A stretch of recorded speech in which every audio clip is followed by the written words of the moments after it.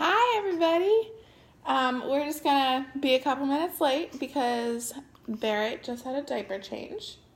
And we're going to wait for a couple people to hop on because we are 10 minutes late. Yeah? Exactly 10 minutes late. Welcome to Mommyhood. Hi, friends. If everyone just wants to say hi as they're hopping in, I'm trying to keep them awake to say hello to you, but I don't know if that's going to happen or not. Say hi, Barrett. Say hi. Say hello to the world. You say hi? You gonna eat your hands? He's a sleepy boy. He is a very sleepy boy. That's one things I prayed for the entire pregnancy was a good sleeper, and we have that so far, knock on wood. He slept in his cribs both nights since we've been home, all by himself. And he sleeps through his first 2 feedings, and he wakes up at his 4 o'clock feeding for a little bit. So, if that's the pattern we're going to have, we are fine with that. So, if you just want to wait a second, husband will be here in a second. You guys are more than welcome to ask any questions. You should know by now that I'm an open book, and we're going to just take you right up from when my water broke until everything that happened after that. A little bit of background about the Bradley method and the classes that we took. So my undergrad for college was human development and family studies, and I watched one birth video in one of my infant classes my sophomore year of college, and I decided right away that I wanted no epidural and that I was going to do this thing all natural and feel it and, just do it. So I've kind of been a self-proclaimed birth nerd for almost 10 years, and actually, almost 10 years at this point. And so I just knew that this was something I wanted to do. It was a decision I made a really long time ago, and I've been to birthing conferences. I went to the Birth Without Fear conference with some friends and my cousin, and I just knew that this was something I wanted to do. Oh my gosh, Facebook just recognized your face and asked if I wanted to tag you in this video. That's weird. That is weird. That is weird. Hubson's here. Yo. Yeah, I made that decision a long time ago, and it was a decision that Ben was on board with, and I made him watch a couple of the videos, and interesting enough, he became a little bit of a birth nerd and read Husband Coach Childbirth by Dr. Bradley, and just really something that we became passionate about. So it wasn't something that I was like, I'm going to try to do this without an epidural, because if you try, mamas, you know that there's a point where you're like, I'll take the drugs. So we just had that decision and decided not to do that. And that's one of the big things about Bradley Method. Obviously, mommy and baby's health are number one, but unmedicated is a close second. And so we took a 12-week class with Ashley Oliver. She's incredible. Look her up. BradleyBirth.com is where you can find an instructor in your area. They're all 12-week sessions. They meet 12 weeks in a row, and they just walk you through relaxation techniques and education is the biggest thing. And I'm not going to preach like, if you had a C-section, C-section birth is beautiful, and vaginal birth is beautiful, and medicated birth is beautiful, and all birth is beautiful because you get one of these little guys at the end. And anything we say tonight is not to downplay any other choices that you made during your birth or things that had to happen to get your little guy or little gal earthside. So I just want to first and foremost say that.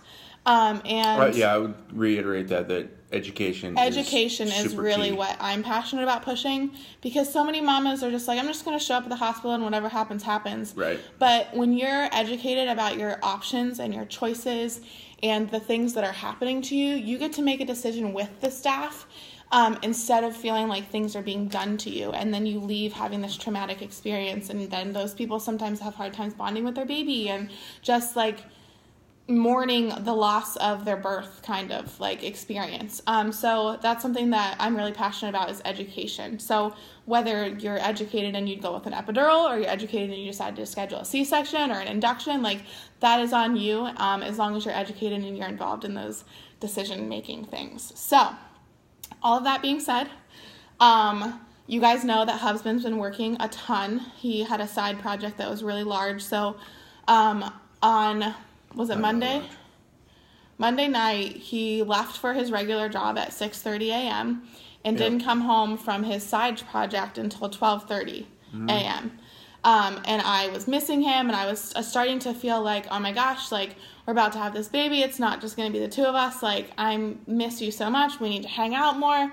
I'm going to catch up on the comments after because I will lose track of all of the things. You guys know, squirrels.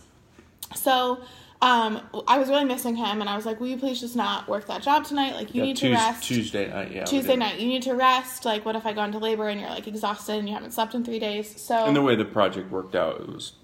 So he came home Tuesday. We had dinner. We went to bed at 9:30. We both slept the best we have slept in months. I woke up feeling so rested. Normally I'm like zoned out, half asleep when he leaves in the morning, and it was like 5:30. I was like, what do you want for breakfast? And he was like, what's going on? Long story short, I got up to put sweatpants on to make breakfast, and my water broke. Yeah, and the reason I was like, what's going on is something we learned in our class was like one of the first signs of labor is they call it putsy. Like the mom starts to get like, a little antsy, little things start happening here and there, and so that was like, when she asked me that, I was like, something's happening here. And I was 39 weeks and 2 days at this point, so I wasn't full term. And another fact that we learned in our birthing classes is that the actual average, according to Harvard and a couple other studies, is 41 weeks and 1 day. Yep. So we kind of mentally were prepared to go till April 10th. Especially with the first birth. We had no idea. And so, as you guys know, I'm a nanny, and the little girl I watched was on spring break this past week, and we were kind of freaking out, like, what if I go into labor while she's on spring break? Like, what are you guys going to do? What are we going to do? And I was like, I'm not going on to labor on spring break. Like, this is going to be an April baby. My doctor actually was in California on spring break, and at my 38-week appointment, she was like, you're going to go till April. See you in April. Like, you're going to go 40 weeks. You're healthy. Everything looks good. It's fine. So we were totally at peace with going overdue. Like, this is what's going to happen. So then my water broke. Which kind of put a wrench into our birth plan right from the beginning because we planned on laboring at home until I was like ready to push, basically. We actually did have a doula. One of my really good friends, Liz Hunter, was our doula. So I called her, actually texted her from the toilet, and I was like, Elizabeth Ann, my water broke. And she called me immediately. It was 6:22 a.m. I didn't want to wake her up because I knew that things were not going to happen in 5 seconds. So she called me immediately, and she came over. And we planned on laboring at home. We had all these techniques to labor at home. We had like tools and props and birth balls and the rebozo and all this stuff to labor at home. Did you want to add something? No, and she even mentioned, she said you better call the doctor right away because they'll probably want you to go to the hospital. So something else we learned is that as soon as your water breaks with a birth in a hospital, it starts like a 24-hour cycle. A clock. The clock is ticking. Yeah, the clock is ticking. They want you to have that baby within 24 hours because now that water's broken, it can have more chances of infection, especially being checked, all that kind of stuff. So we knew that was obviously the case. So we called our doula and waited for her, and she ended up coming over, and then we all took separate cars to the hospital. Mm-hmm. And that was at like 9. My water broke, and I got a shower, and I blow dried my hair, and put on a little bit of makeup, and like I said, I really wanted to labor at home. Everyone says I should be a doula. I really wanted to labor at home, but with the change of environment, when your waters break, baby could be in distress, and there's an increased risk for infection, so it does start that 24-hour clock. And so having my water broken, we had to get to the hospital. So we got to the hospital about 9-ish, checked in at triage. I went through 4 depends before we left for the hospital because my water just would not stop leaking. So if you think your water broke, you probably would know if your water broke. Yeah. At least that's what happened to me. And so have depends on hand if you're full term. Hi, Mama. And so we went to the hospital. We got there at 9. My doula is actually pregnant as well. So we strolled up. 6.5 months. Yeah. So we strolled up, Ben, me, and my pregnant doula. And the lady at triage was like, has she been helped? And we were like, no, she's my doula. So we were throwing people for a loop. We got to triage. Everything looked good. They did a cervical check. I was at 4 centimeters, about 80% effaced. So I was progressing good. Well, little man did not like the cervical check. So they had laid me completely flat, which if you've been pregnant, you don't lay flat. Hi, Aunt Jo. great Aunt Joe now. You don't lay completely flat when you're pregnant. And so after the cervical check, little man's heart rate dropped to 78. Yeah. And so anything in utero healthy is like 110 to 170. I think at that point it was actually 120 to 1, because it changed at one point. But anyway, it dropped. Anything below 115, 120 is not healthy. Yeah. And it went to 78. So my triage nurse pushed a little button, and the squads came in. And next thing 10 I people know, came in the room. Next thing I'm gonna know, I'm on oxygen. I got a saline drip and fetal monitoring, and all things which we did not plan on. Yes, none of those things were. Our birth plan literally said minimal fetal monitoring, no routine IV unless needed. So, check mark. We've got 3 things now that didn't go as planned.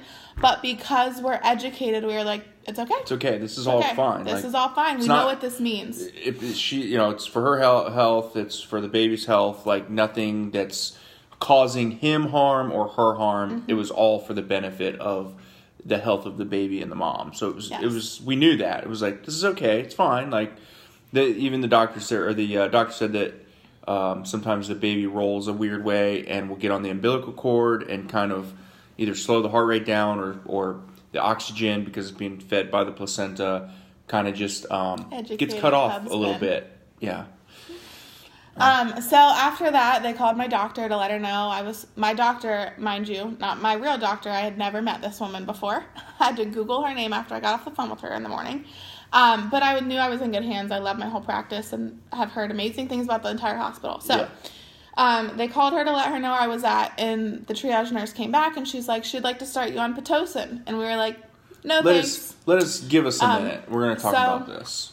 Pitocin, if you've been following me for a while, is one of those words that I'm like, we're not getting Pitocin, we're not getting induced, hypothesis. Pitocin is bad, Pitocin is the devil, and I have a couple of labor and delivery nurses that were like, Pitocin is not that bad, like, it's a synthetic drug, but your body already makes it, like, so I'm like, freaking out. It's the synthetic form of oxytocin. The devil. Did you get it too, Jasmine? Girl, we need to talk. She went unblocked as well. Yeah. Anyways, side note, Nana kisses. So I knew that I didn't want Pitocin, and I was like, I just got here, like, can you just give us a second?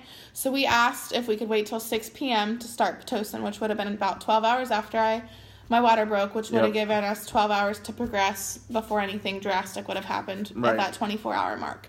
So the doctor agreed to let me wait until 6 p.m., which was awesome. But if we didn't know our options, we would have started Pitocin, which we might have came a little earlier. We'll get to that point. Right. So we spent the next 11 hours trying to get me to contract. Yes. I had 0 contractions on my own. I did 2 Beachbody On Demand workouts full of plie squats and jumping up and down. I literally was walking in the halls. If you guys saw my video, like, we were doing everything we could. We were bored. I was like, what is happening? What's going on with my body? We were dancing. We even made a video. That's what I said. They saw my video. Yeah. Like, we were trying everything. My body just was not contracting. 0 and so at one point around 4:30 or 5, his heart rate dropped a second time. And so we were like, all right, let's start the Pitocin. Yeah, let's get this baby going. Let's get the show on the road.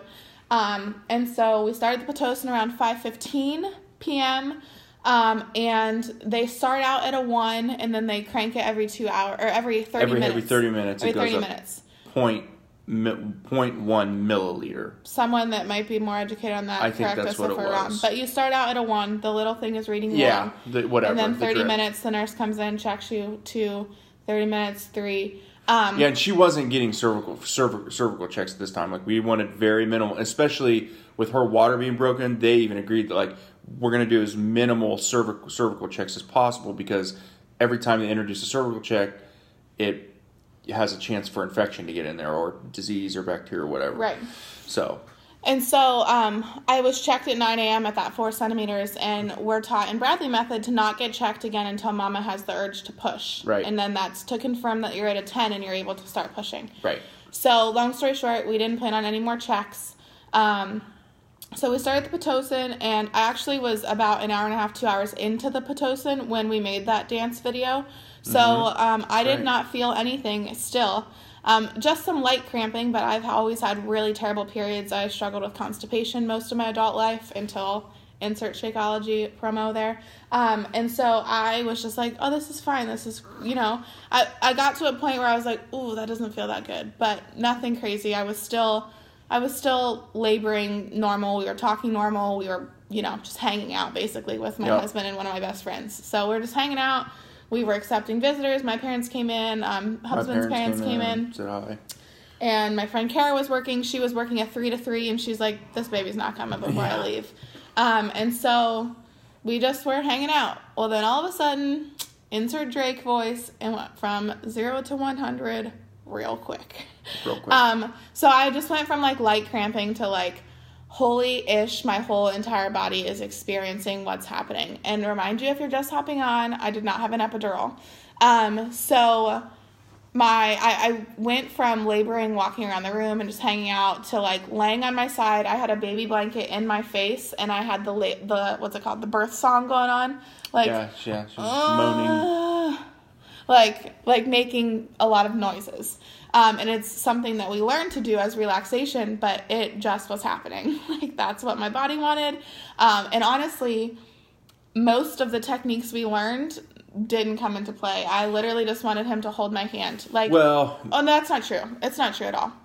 He could tell where I was tensing up. He'd be like, relax your jaw, relax your shoulder, breathe. But she did not want me to touch her. She did not. I did not want him to touch me. Because what we now know is that you were actually kind of in transition. I was in transition, but we had no idea at that point. Because I went from 0 to 100 real quick.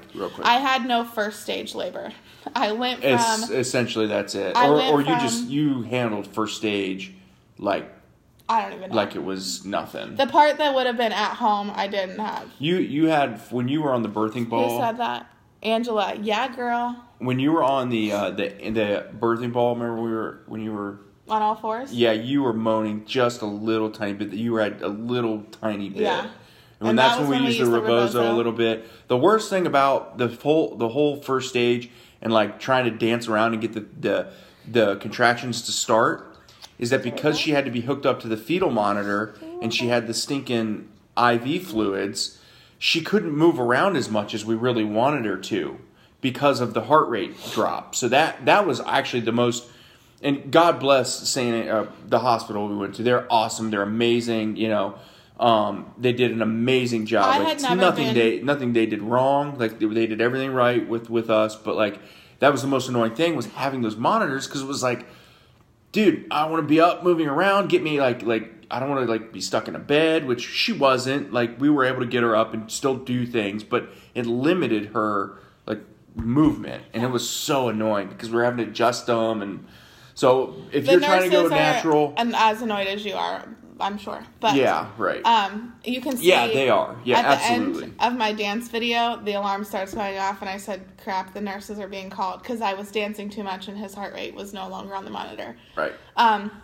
So long story short of that part, I had never been hospitalized before. You guys, nurses are saints. At least the labor and delivery nurses in this hospital were, and the postpartum nurses. Gosh, we had the most incredible nurses ever. Yeah. So, anyways, we are in transition that we don't know is transition. Right. And I'm now laying on my side, just moaning, pretty heavily. They're coming on quicker and stronger, and I felt like I was going to throw up during that phase.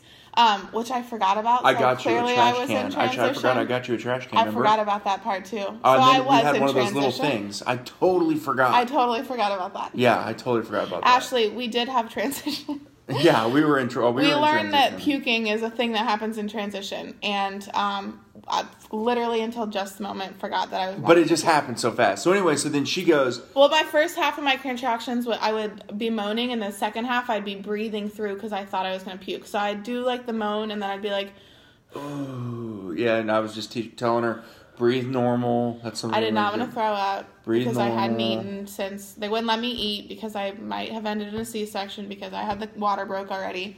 You ate a little bit though, didn't you? I ate granola bars like a boss every time I wanted. Don't tell anyone. Don't tell anyone that we did. And so my nurse came back in, and I asked to go to the bathroom, because in the Bradley method, we learned that you should empty your bladder every hour. Yep. Because and it was time. It was right time when you were supposed to go to the bathroom. It's just extra pressure down there that you don't need. So I got up to go to the bathroom, and at this point, obviously, And the nurse actually went in with you that time. Yep, I didn't go in with her that time. The nurse took me in with my Pitocin and my IV and stuff, and she's like, "Has anything changed down there?" Because all day I had been gushing clear amniotic fluid. Yep. And I was like, "No, I'm still good." And we both looked down, and there was blood everywhere, and blood everywhere in the toilet. Pretty big blood clots too. No, in my pants there were. Well, yeah, right. Here comes the TMI part. There was big blood clots too, and she was like, "Oh, that means cervical change. Let's go check you out." And at this point, I'm in a lot of pain. Like, I am really feeling these contractions, and they want you to relax and open your legs, and you're like, "Yeah, right." Like, that's not happening right now. So in the meantime, this is funny that you didn't even know. Liz and I, our doula, were like talking like, "Hey, maybe we should just let's call our photographer, just tell her that she's a 6." You know, like, we didn't know we were a 6 yet. I'm getting to that part. Oh. Well, when you were in the bathroom, still bleeding. That's what made her want to check me, because I was bleeding. Okay, yeah, go ahead. Interrupt my story. Sorry. So she saw the blood, and she was like, "We need to check you." Again, spoiler alert, I was at a 6. So she checked me, and I was at a 6. And, you know, having, like... Oh, that's right. And then they called the photographer and the doctor. Yeah, at that moment. To let them know I was at a 6. The photographer was going to come when I got to a 7 or 8. 7 or 8, yep. And my doctor was like, "She's laboring too slow. I'll see you guys in the morning." And, like, we thought, you know, I'd be there all night. At that point, it was 10:42 p.m. Yep. And then... you were having major contractions. Major contractions. Like moaning, and then at the end you were grunting. Well, I'm not to that point yet. You're not there yet? No. Okay, go ahead.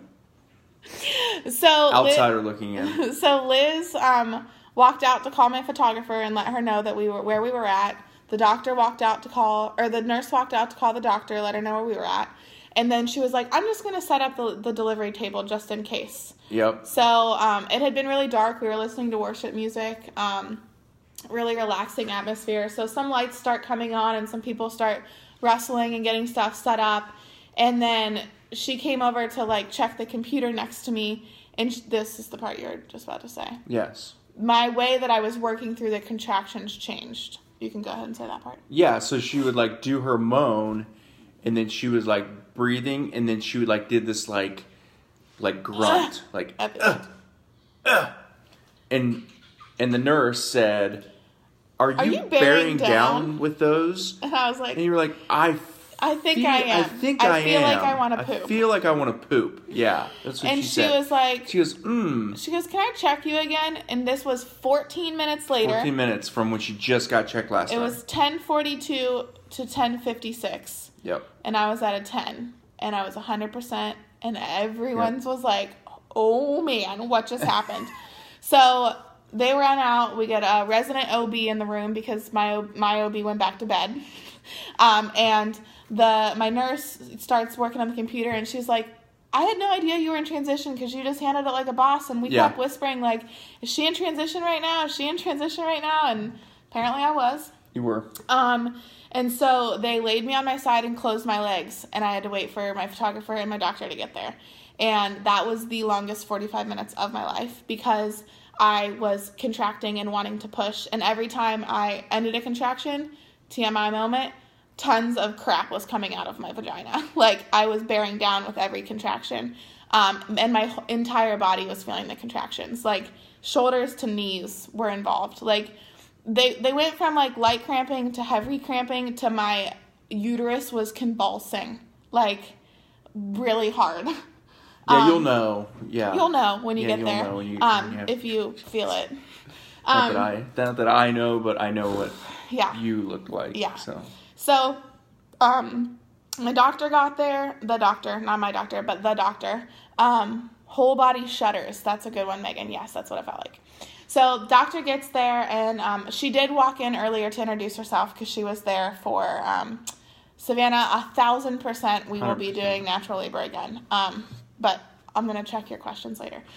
So my doctor got there. She did introduce herself earlier because she was there for a delivery, which was nice to meet her before the heat of the moment. She came in, And then, you know, Ben was on this side. My nurse, Keely, who was incredible, was on this side. And they got my legs up in the things. And my photographer walked in and I said, hey, girl, hey. Like, I was in a really good mood at that point. I was cracking jokes because it was like go time. Like, let's do this. And I had, yeah, whatever. So, husband has an idea. Yeah, I said, can we get rid of the Pitocin now because her body is there, essentially? Yeah. Like, does she need this anymore? And I said, can we get rid of the Pitocin? And I can't remember exactly what you said. I think you said that would be great. Yeah, yeah. And so the nurse was like, yeah, we can. Do you want that? And she was asking you. And she was like, yeah. First uneducated decision that we made, but it's fine. So, it wasn't a bad decision. It was a good decision for us in the moment, but looking back, I would not do that part again. I think in the end it was a good decision, and I'll say why I think. But finish. Go ahead. So we turned off the Pitocin when I started pushing, and so I had contractions for. So timeline again, he's zonked. I was 100%, 10 centimeters, 100% effaced, ready to push at 10:56, and I started pushing at 11:40. So 45 minutes later, I started pushing, and we were like, all right, is this going to be a baby born on the 28th or the 29th? Like, you're in charge, mama. And we just were like all joking about it. And so started pushing about 10 to 15 minutes. With contractions. You were pushing with contractions. 10 to 15 minutes into pushing, I lost all contractions. Yeah, they just stopped. I could have went for a run to the park. Like, I just was laying there wide open, babies right there, and I had no sensation to push whatsoever. And I was like, can I get the Pitocin back on? Literally, never thought I'd say that. We were all laughing. But because of its half-life and the way that you work up to it, it leaves your body quickly. And to get back to where I was, it would have taken hours. With Pitocin. You can't do it. So, it has to work its way. Long story short, they said that Low Man came earthside with mama power. Because I lost all contractions and just had to work really, really hard to get him out. So Push him out, yeah. So the last couple, right before midnight, they're like, all right, mama, this is the one. You got this. And I'm like, and it could have been. You guys are lying to me. No, and it could have been. She was so close. Ben's like, baby's right there. They're like, do you want to touch his head? I'm like, no. The doctor was like, right before that, she was like, you birthed hair. I mean, look at how much hair he has. Like, his hair was birthed. I mean, but he just wasn't there yet. Yeah. I mean, she wasn't. Wasn't happening. No, she wasn't. So we got to midnight, and I was like, okay, so he's not going to be a 28th baby, and I'm just hanging out, chilling. Like, I have no sensation to push, no contractions. Down there is burning, but if you want to know, the contractions were 1,000 million times worse than the pushing part. Because the pushing part is an isolated pain with a prize at the end. The contractions are like, I don't know when this is going to end. I don't know what's going on, and my body is freaking the freak out. But I did it with no epidural. So here's why I think the Pitocin, to turn the Pitocin off, was a good idea.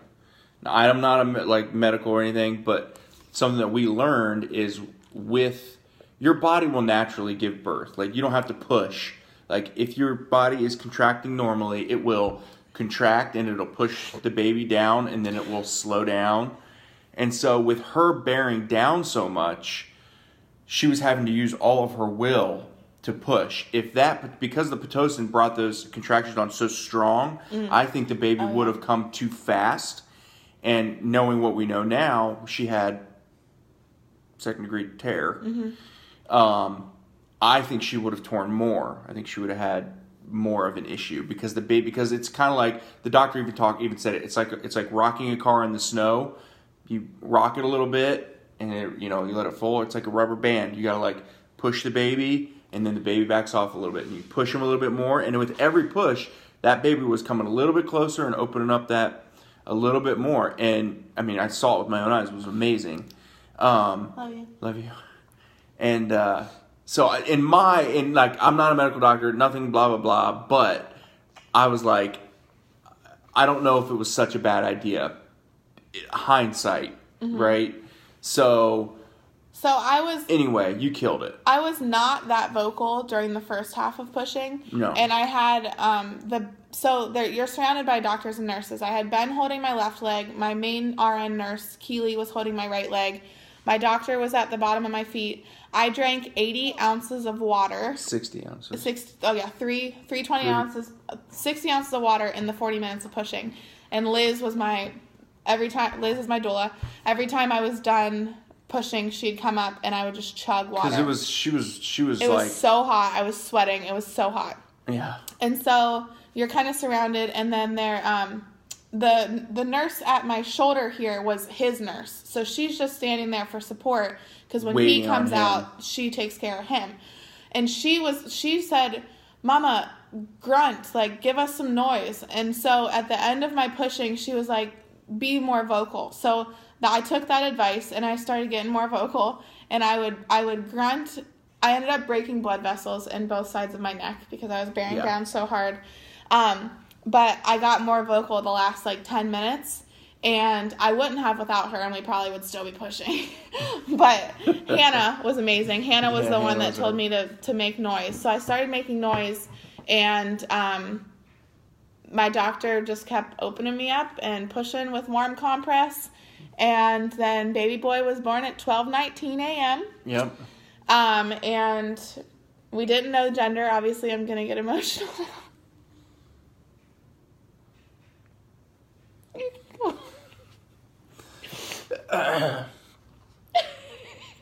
You're crying too? No. Well, you want to tell what happened?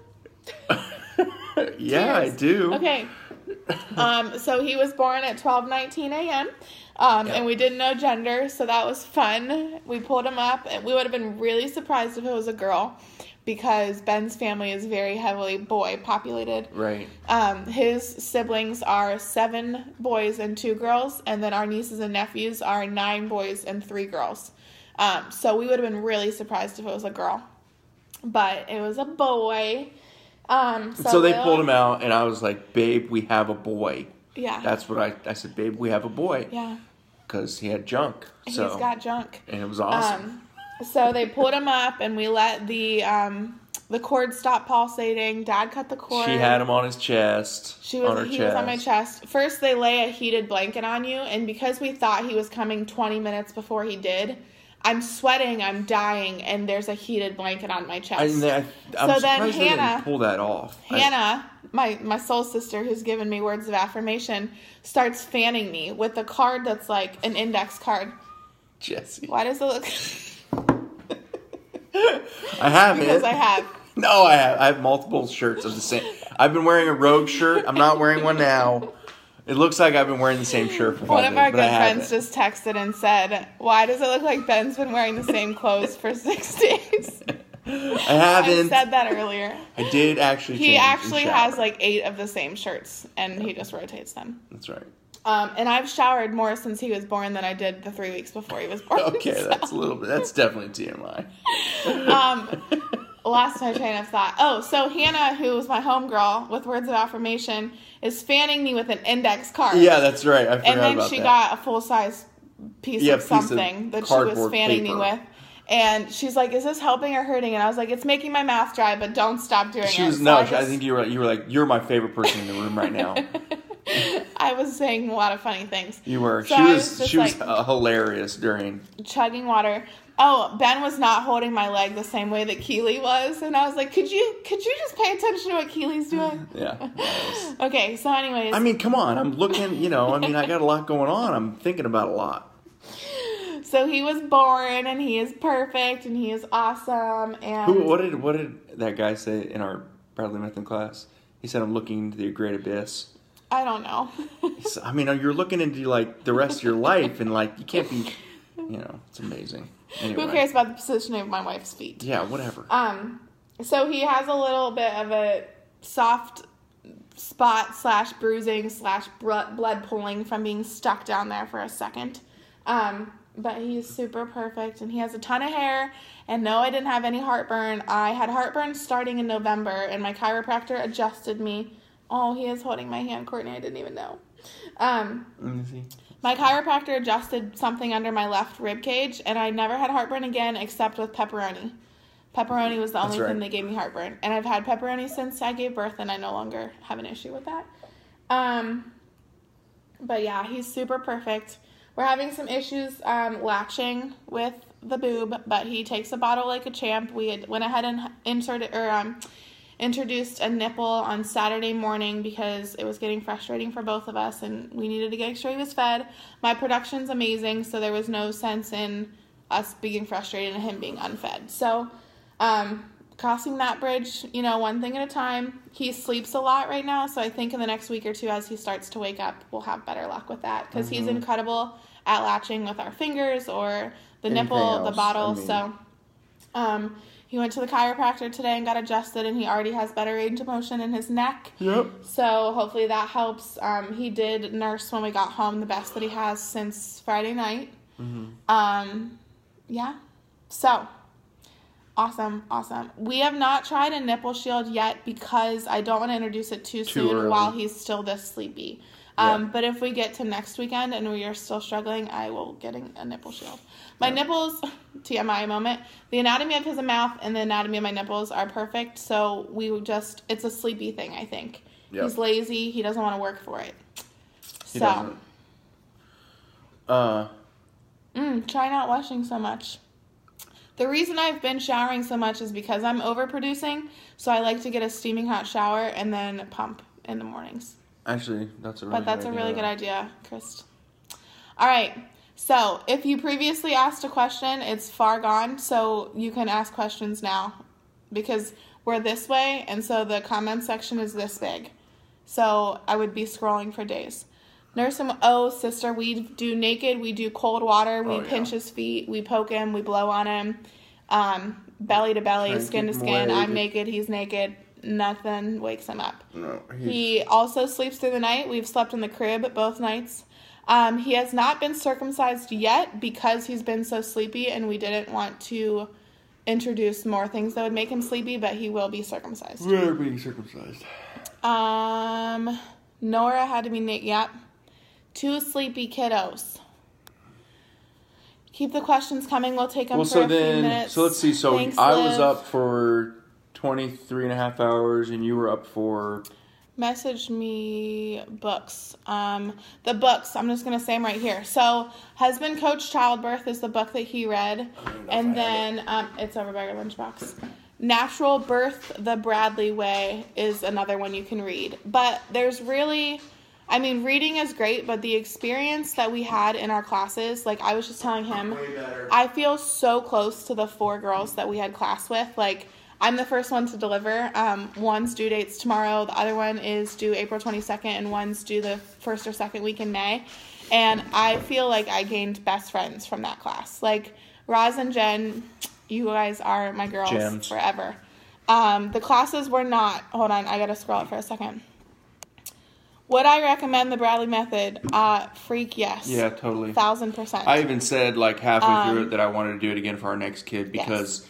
It's a lot of information, but you get the gist of it, and I think that I think we did pretty good with maintaining, we had goals set in mind, and everything was education. It was like, look, like when they asked us something like,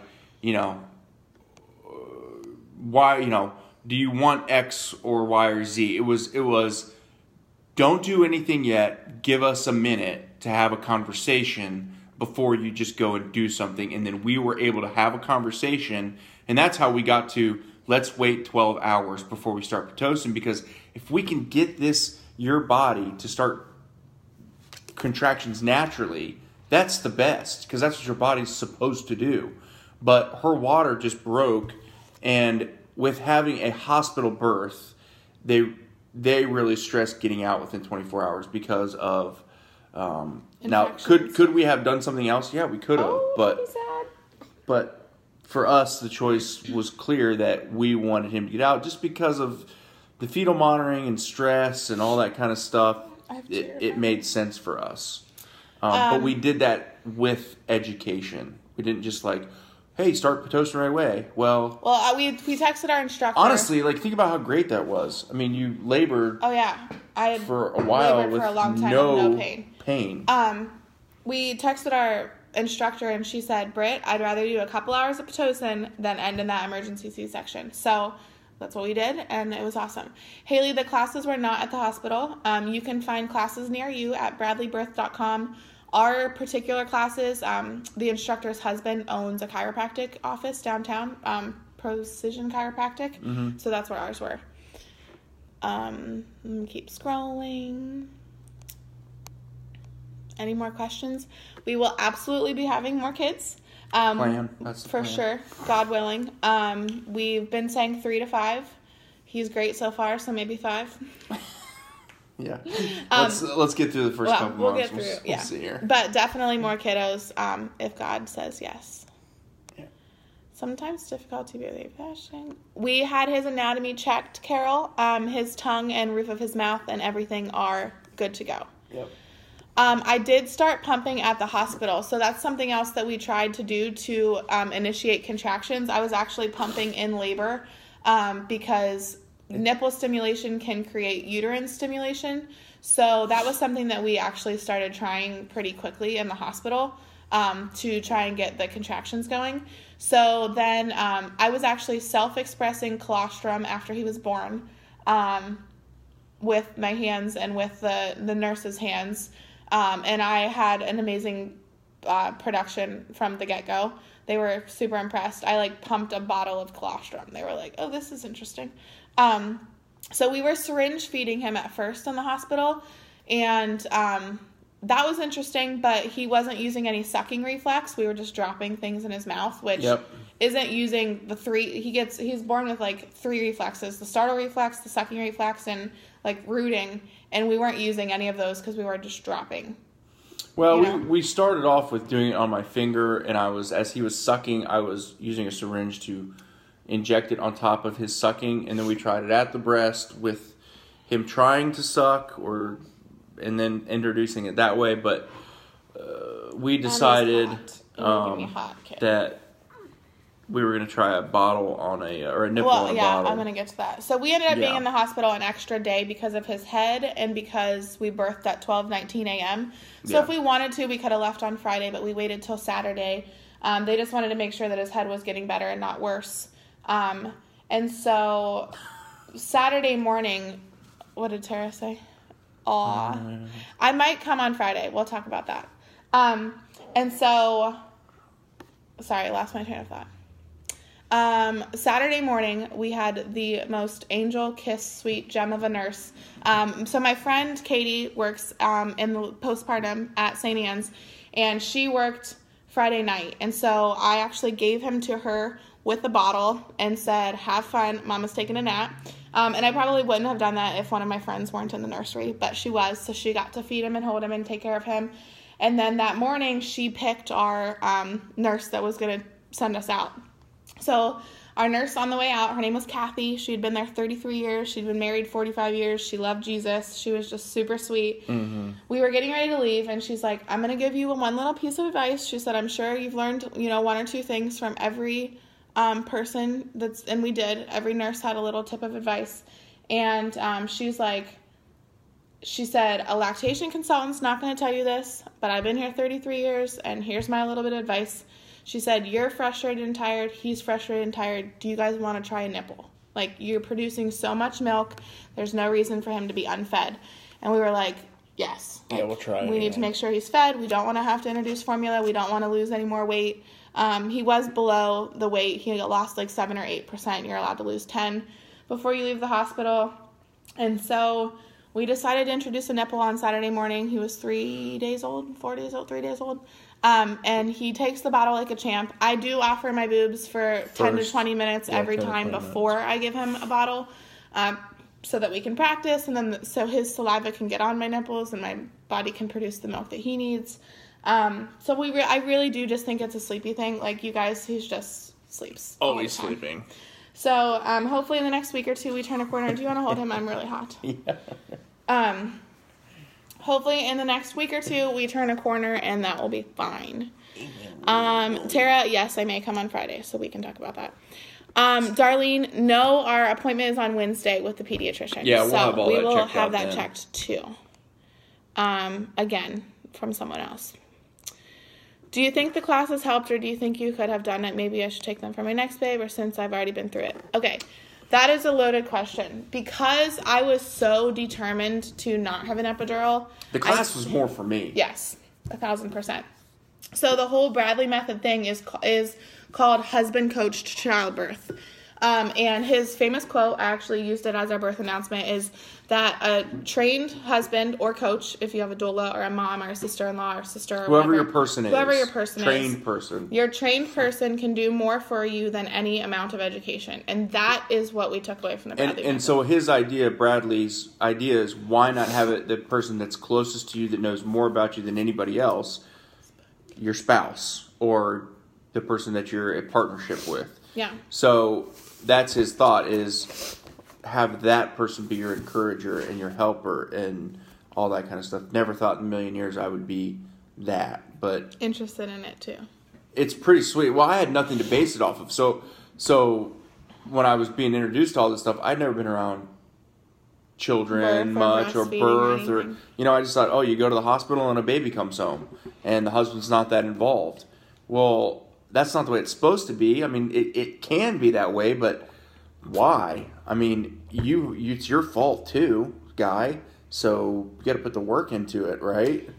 I mean, essentially all my job was to make her as relaxed and as comfortable as possible, because the more relaxed she is during labor, the faster, the more efficient. Because without him and without me having such a rooted decision to not have an epidural, there comes a point in a woman's labor usually that she's like, give me the drugs, or I can't do this, or this is too hard.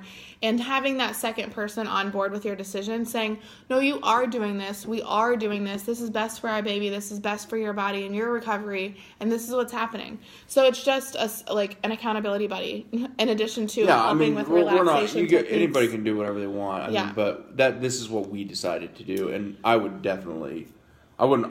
want to have a baby any other way. Taylor, you will have to rewatch the video, Sweet Pea, because that is what we talked about the entire time. Wait, what was it? Why did I decide to have a natural birth versus a non-natural birth? Oh. It's just it's not natural, non-natural. It's unblocked or blocked. Yeah, it's unmedicated vaginal versus medicated.